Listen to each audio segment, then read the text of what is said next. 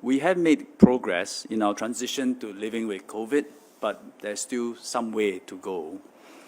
There are positives and there are negatives, and let me highlight them. On the positive side, first, the cases have stabilized for the last 2 weeks, in fact, slightly more than 2 weeks. So we have to monitor the trend over the next few days to understand where is the trajectory of the infection, of the transmission. The important thing is it is no longer doubling every few days, like what we have seen in late September and early October.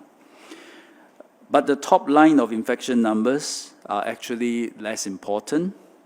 What is critical is how the top line translates into the bottom line of how many patients fall seriously ill and need hospital or ICU care or die.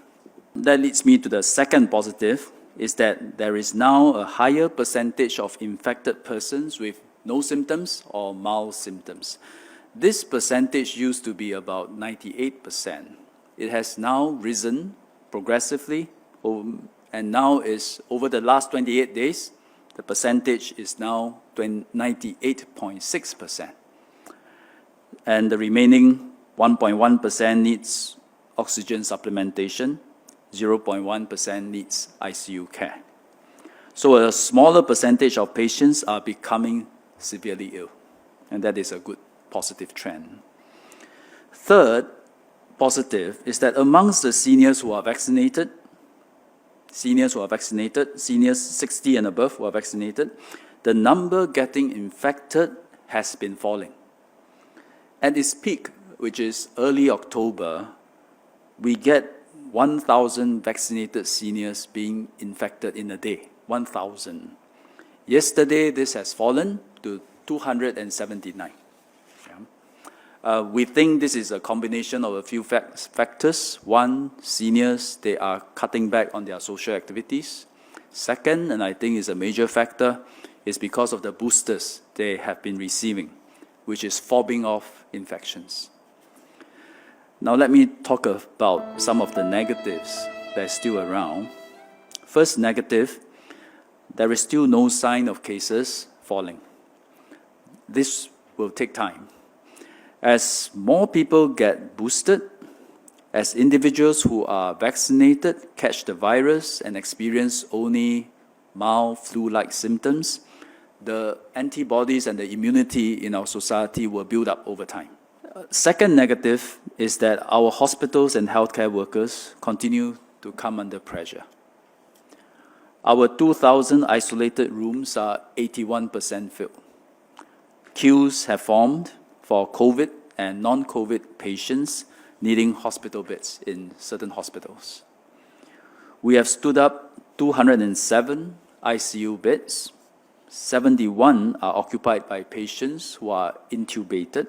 That means they need ventilators to help them breathe.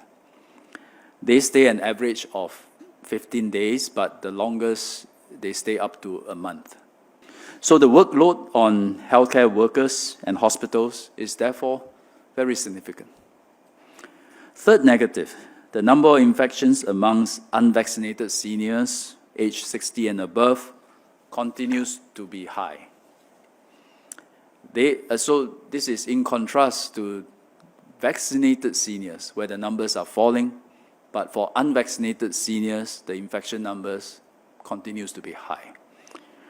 They account for 2/3 of patients in ICU and who have died. So over the past 5 days, the number of infections amongst this group averaged 127 a day. 127 a day. And for them, the disease is not 98.6% mild.